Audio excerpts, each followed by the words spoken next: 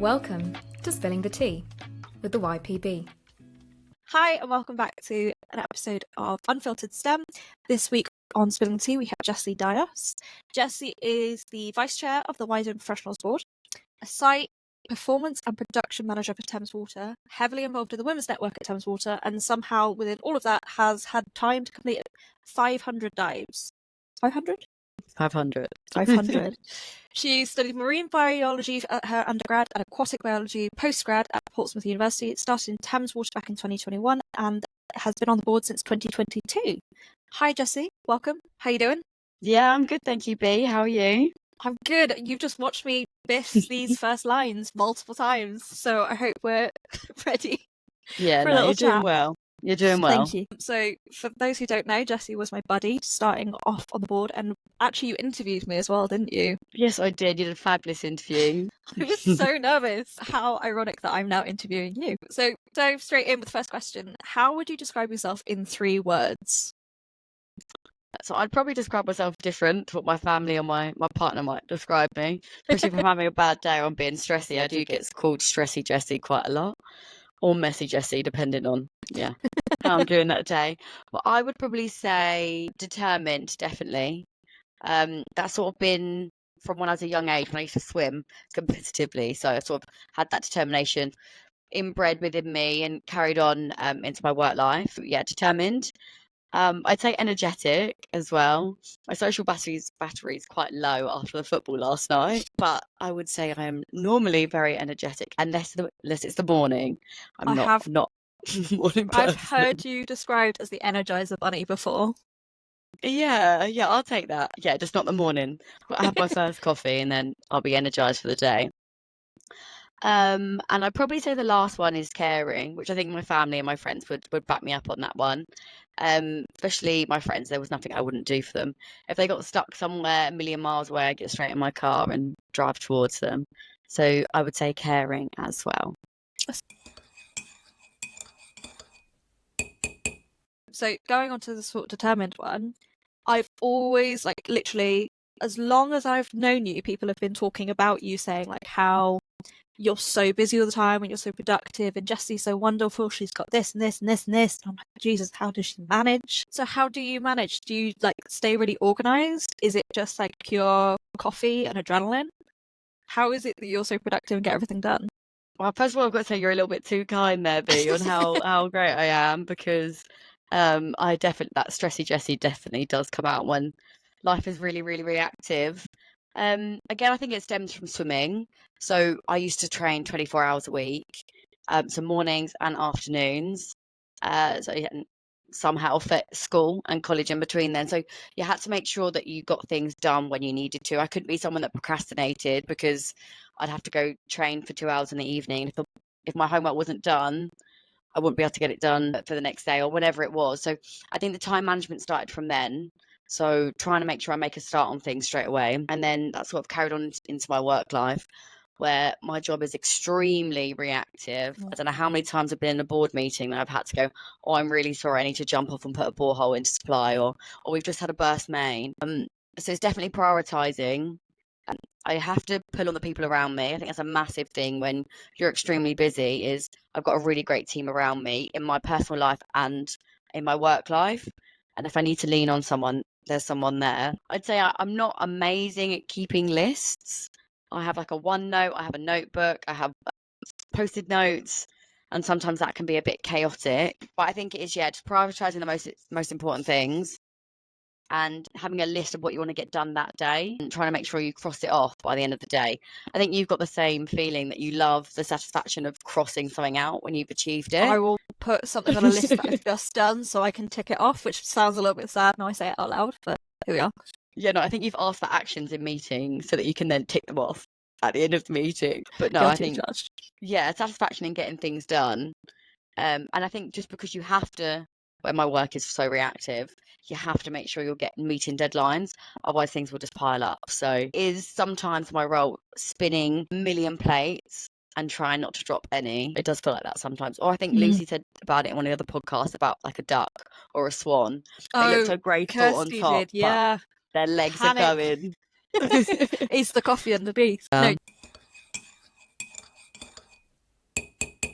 So your job always sounds amazingly interesting because you're like, literally last week we were supposed to have a meeting and you were like, oh, I'm really sorry, I'm stuck out on site in a muddy puddle or something. Like your van got stuck or something. Oh, it was a nightmare. I took the work experience girl with me out just to do little like bitty jobs, putting up some signs, making things sure we're okay, we had the right documentation on site. And I thought, right, we'll go to one of our towers that is up a muddy hill. So I thought, right, I won't take the car, I'll take a van. And we're going up, and I just hear the wheels go round and round. I was like, oh no, we're stuck.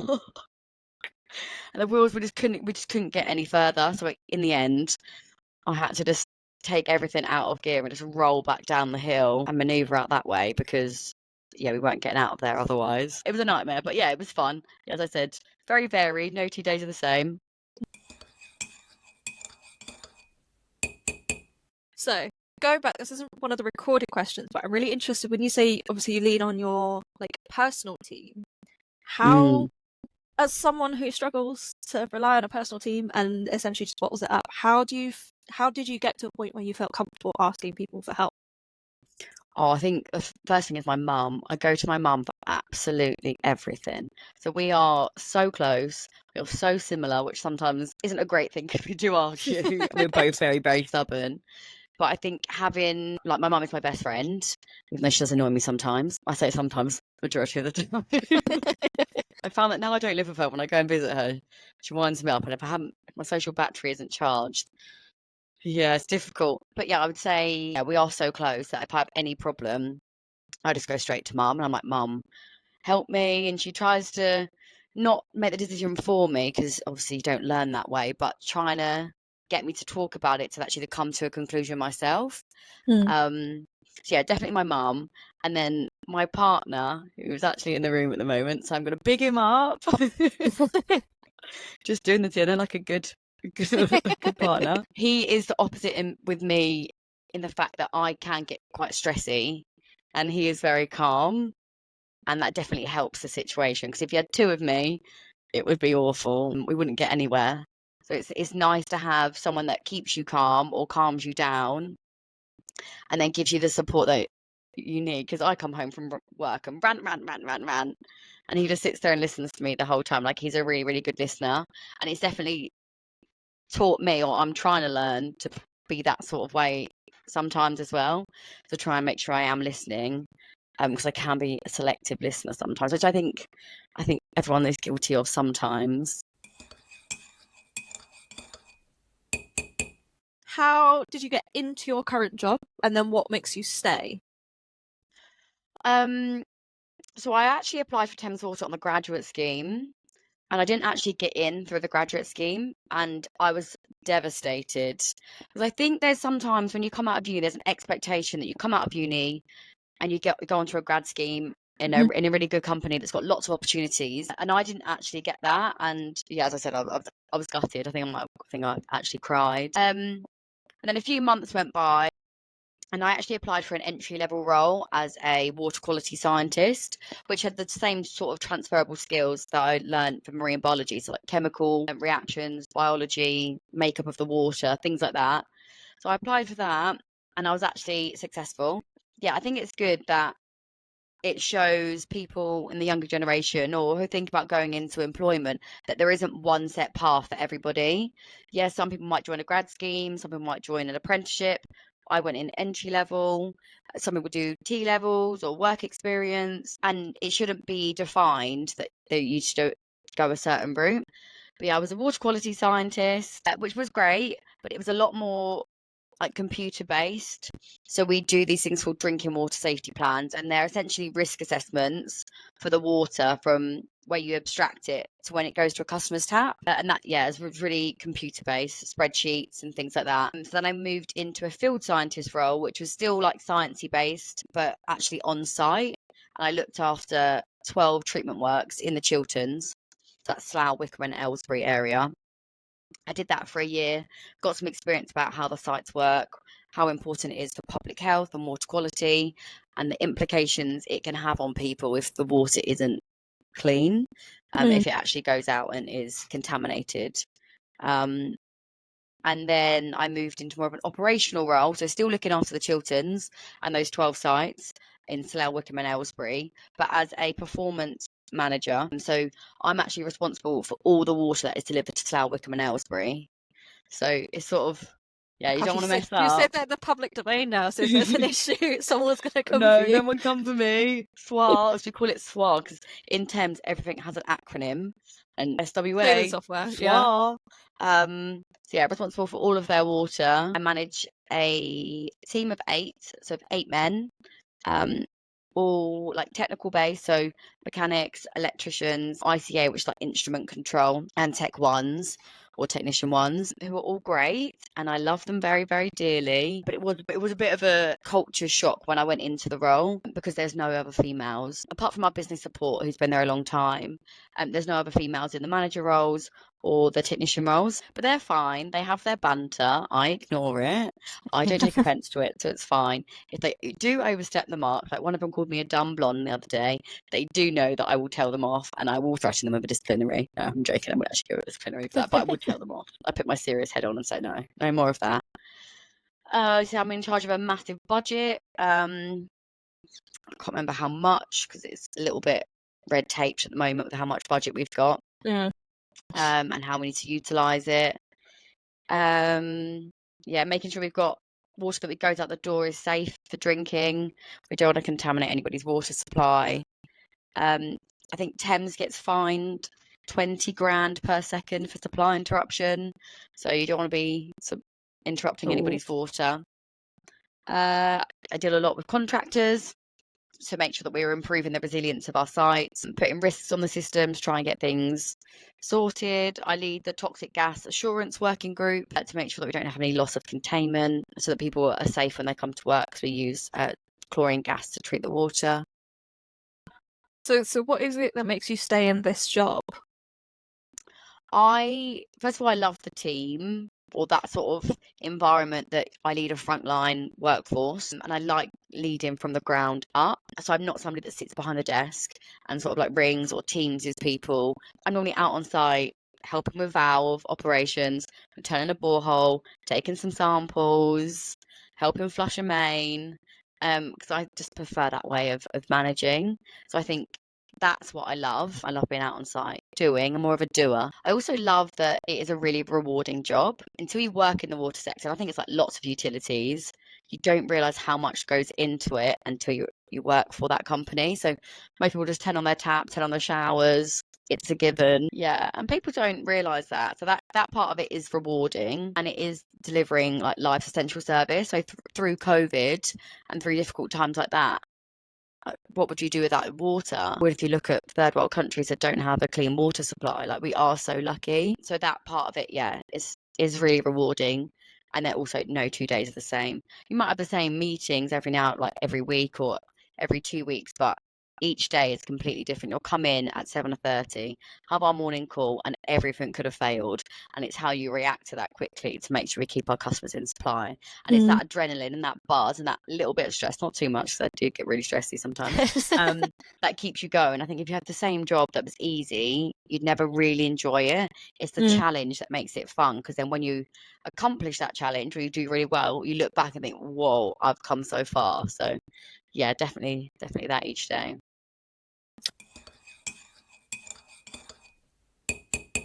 So what's it that gets you out of bed each morning? I would say it is the team. So they motivate me to do my best, and then I try and understand their motivations to get the best out of them. And when you play people to their strength, oh, hello. You made a little noise right next to the mic. That's why I apologise. So cute. That's a cute cat. I don't normally like cats, but your cat is cute. Thank you. Right, maybe not right now. Right on cue. It's cute. It just opens its legs. And now it's off. No? Hi. So your motivation, is your team. Yes. Yeah. Watching them. There are lots of them in different parts of their lives. So lots of them towards the end of their career, and then more mature, and they like coming in, doing a good job. So I think making sure that you give them the recognition that they deserve. A lot of them just like a thank you. You've done a really great job. actually the work that you do has a massive impact on Thames. So thank you. Whereas others at the beginning of their career and they want to progress, making sure that you put the right sort of training in place, exposing them to different things. So when I'm on holiday, I make sure that the guy that's 2 levels below me joins the morning calls and takes sort of ownership of all the big tasks so that he has exposure, so that when it comes to wanting to move up to the next level, he's sort of had that experience. So that definitely motivates me. Also, just doing a good job. I think that has a sense of wanting to get up and get going because you want to improve the area that you've got. We're sort of restricted with the amount of money we've got and things are tired, but it's what you can do to make that better and sort of have that impression on people and leave that sort of like legacy when it comes to, you came into site and you improved all these things, made the technician's life easier and made the sites run more efficiently. So yeah, I would say that. It's quite a long-worded answer, that. But that's all right. yeah. I think going back to your point about the team and like making sure that they've got the recognition, I think it's almost a bit like the water thing when you use it as a metaphor. Like, I turn on the tap and I just expect water's there. Sometimes I think it's really easy to take your team for granted, and actually sometimes sitting back and realizing how much they like contribute is always really nice to sort of sit back and appreciate them for that as well. Yeah, no, we're trying, because at the end of each event, obviously we go through, what went wrong with the event and what did we do well, but we don't always recognise the people, what went well with the people. And I think sometimes in operations it's missed. We all think about the operation, but not actually the people that drive that, because without the people, there'd be no organisation, and our people are our biggest asset. So as you said, it's good to give them the recognition that they deserve, and they are all fabulous. And I wouldn't be able to run the area without them because they fix things. I organise it, but they fix them. Okay, so talk to me about 8-year-old you. What was 8-year-old you like? So 8-year-old me loved the ocean. So I can't, for as long as I can remember, whenever we went on holiday, I did not get out the sea. And I think that's where my fascination came from for marine biology. I was also obsessed with Little Mermaid. Do you think they were related? I must have just thought I was an actual mermaid that somehow I'd lost her tail. Obsessed with Titanic. That's not really related to marine biology, but I suppose the ship went down and into the sea somewhere. Just watched Titanic on repeat when I was 3 years old. It was a strange thing for a 3-year-old to watch, but so yeah, ever since I was little, I had a fascination for the sea, and that's what drove me to wanting to do marine biology. And as you said earlier in the podcast, I've done over 500 dives, and that is my passion. And sometimes I do think not regrets. You shouldn't really have any regrets in life. So I wouldn't be where I was if I hadn't made the decisions in the past.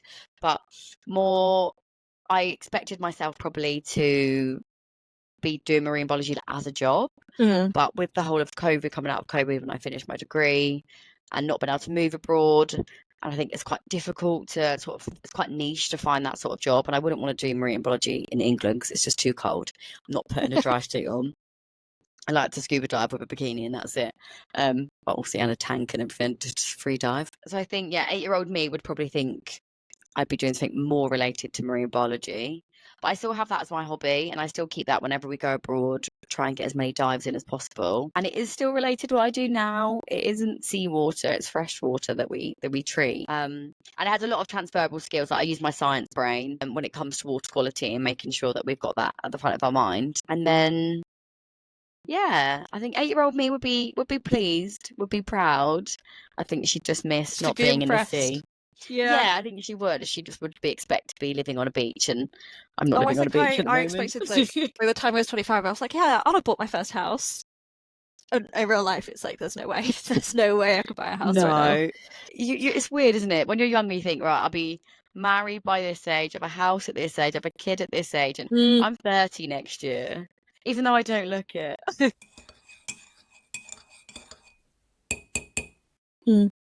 But, so, last question.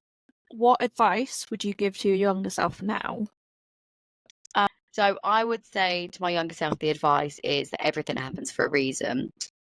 I've had quite a few setbacks, so I'm sure everyone has. Like swimming, I used to have so many setbacks. It's how you pick yourself up. Not getting into uni first time round and having to retake. At that point, I was devastated that I didn't get into uni. The same with not getting on the grad scheme for Thames. I was devastated. but then I wouldn't be in the role that I'm in now and met the people that I have if I had got in the grad scheme. So again, that's why I think everything happens for a reason. And with uni, I wouldn't have the friends that I have now. And I think they're a big part of me. They sort of made me who I am because they're such good people to feed off. And yeah, I would just say, yeah, when life gives you like setbacks, don't look at it as it's the end of the world. Think of it how you can build from it, how you can get stronger, be more resilient, and then actually what happens is meant to happen. It's almost like each setback any setbacks you've had have almost been like a redirection. Like actually, if you'd gotten the original Thames graduate job, would you have been able to meet like, I don't know, your partner or certain friends, or would you actually be able to showcase the skills that you've got and lead your current team? Would that be a natural progression, or would you be able to show off in different, or like not show off necessarily, but like progress your career in different ways through the opportunity that you did get, not the one that you didn't? Yeah, like I don't know where I'd been if I'd been on the graduate scheme, but I don't think I would be as high and had as much experience and exposure to things as I would have if I didn't go in at entry level. And I don't know if I would have joined Wise because the grad scheme was quite like they sort of like kept themselves to themselves. Whereas I joined the Women's Network as soon as I came into Thames, that entry level, as soon as I entered, and I potentially might not have joined Wise, might not have met every lovely member of the board that I've come and got the pleasure to work with, Bea especially. I never told me to say that. I did not pay her for that.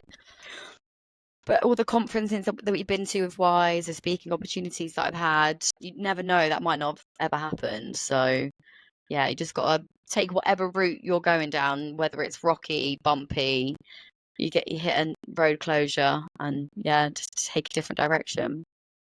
Amazing. Wow, I think we could chat for way longer actually. We'll probably chat more after this. I've got more questions. But in the interest of time, I think that's a great place to end. Jesie, thank you so much for sharing with everybody. Thank you, Jesie, for spilling the tea with us. We'll hopefully see you at the next one. Bye. Thank you.